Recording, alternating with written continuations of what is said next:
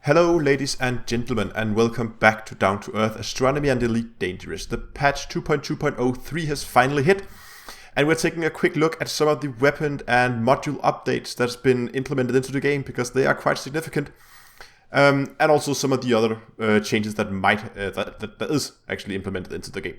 But first, let's have a quick look at some of the changes to the whole fitting. Now, first of all, weapons, let's get out here, many weapons have been updated quite significantly, especially fixed weapons. The fixed cannons have received a lot of love. They've received bonus to both their damage, the clip size, their total ammo capacity you can have on board your ship, the reload time, everything. I think plasma accelerators have been buffed, and same goes for the fragmentation cannons. But the more frequently used weapons are also being buffed a little bit. I think especially on the heat draw and the power draw on some of the lasers, for instance. And I think I also saw a little bit on some of the multi-cannons. So generally, many of the weapons have received a balancing update. I think what they're trying to do here is to balance out the least used weapons. So to be honest, when you were looking on a broader spectrum, I think most people used lasers or multi-cannons.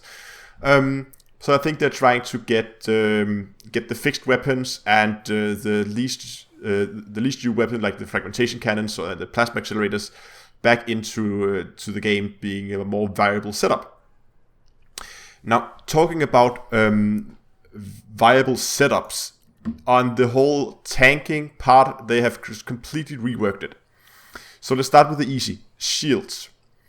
All shields have also received a buff, I think to compensate for the enhanced weapons, of course.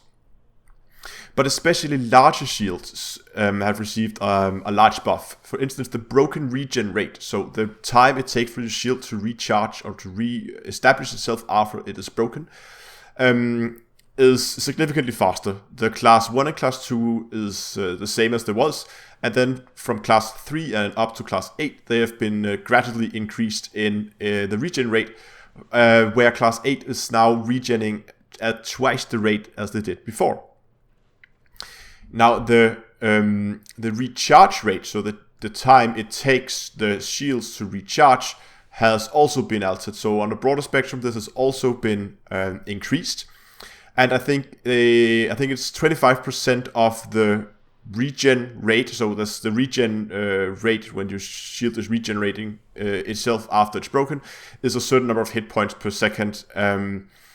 And the recharge rate when you haven't taken damage in a while will be, I think, 25% for a normal shield booster or shield generator, and 40% for bi-wave shield generators. So again, with a doubling on the regen rates on the largest to class 8s, that's a very, very significant boost, I think. And it definitely makes it, if you're shield tanking, you really have to use as large shield generator as you can. Simply because you will lose some of the added benefits for having the larger shield generator. Now, that's about the shields. Now, armor tanking has never really been a thing in Elite, simply because you could just slap a lot of armor on your ship, and that would definitely increase your armor hit points. For instance, if you go into the optional internals, let's see if I can find something here. You could fit the hull reinforcements packs, for instance, and they would increase your hull hit points. But the problem was they wouldn't protect your modules. So without a shield, your modules were vulnerable. It was very easy to just target your drive, target your power plant, and you would be dead in seconds, because without a drive, without a power plant, your ship is useless. So what they've done is they've added what they call module reinforcements, and they essentially work the same way as hull reinforcements, just for modules. So they just shield all your modules in your ship, so your power plants and your thrusters and canopy and all that stuff is being shielded or being reinforced by these packages. And we can see, just as with the hull reinforcement, they come in two variants for each class. They come in an E-type and a D-type, where the where the E-type, you can see here, has a 30%, and that's the same for all of them, has a 30% protection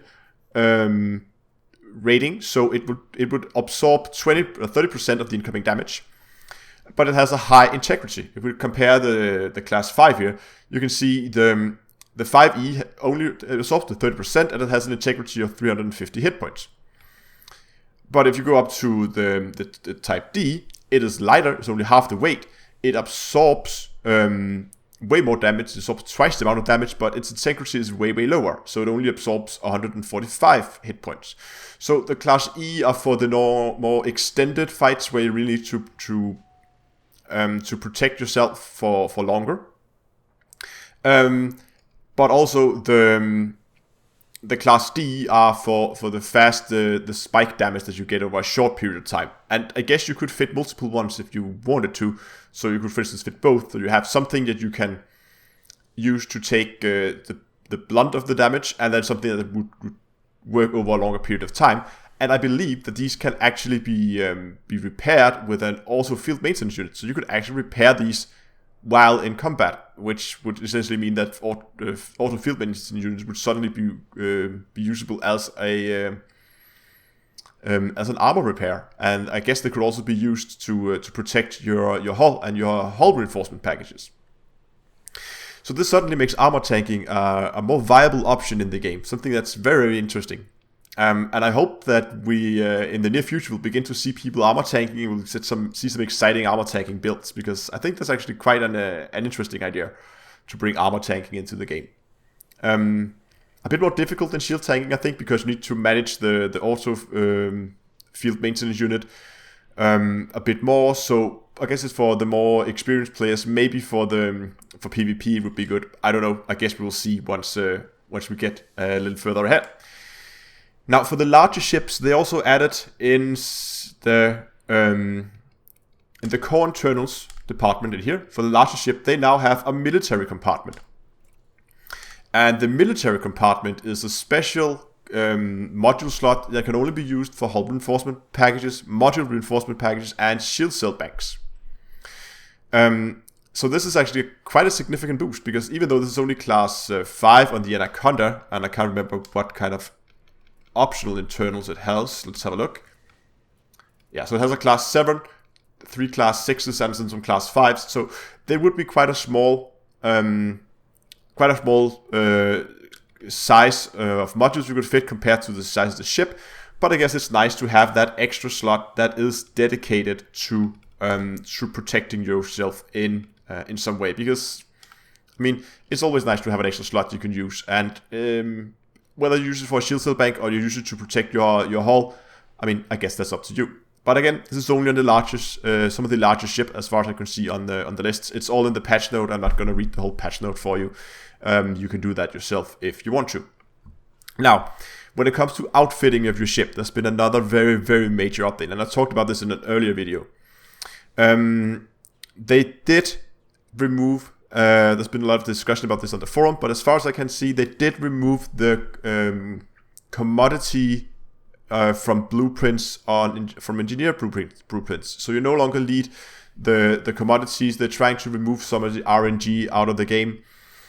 Something that I really found a bit annoying, that you have to save up these items from missions or whatever you got them in your cargo hold. And if you sometimes go out and mine, it's annoying to have 100 or 200 units of something in your cargo hold when you really need that cargo hold for mining. Or if you want to move over to a smaller ship with not as much cargo hold, well, you kind of have to get rid of it. That means once you're actually going out there engineering, you have to go out and collect the items over again, even though you might have collected hundreds of them already. As far as I understand, this is only a temporary solution until they implement proper commodity storage on the station, just like they have module storage. That will be coming in the future, I guess, but this is just a way to remove some of the RNG from the engineering, that you have to go out and collect these items, and it can be a bit of a pain. So that's a nice, very welcoming change. Well done. That's going back to change, to the weapons. There was some talk about in some earlier iterations of the patch, they were going to reduce the gimbaling of the weapons. But as far as I can see in the patch note, they have not touched the gimbaling of the weapons. So your gimbal guns still gimbal as much as they used to gimbal. They tried some different things in the patch where it would be dependent on your sensors, how much they could gimbal, or it would just be a flat nerf, but they haven't done anything. So all your gimbal weapons, if you go in here and you click on some weapons, you can see there all the weapons here that normally gimbals, they still gimbal as much as they used to. So again, nice that they didn't remove that. It makes it a little bit easier, especially for the PvEer, I think. I don't know how much gimbal weapons are used in PvP. I don't PvP that much. But anyway, that's still in the game. And then just two other things that's actually not related to fittings at all. But I think they are so major that I have to mention them in this video.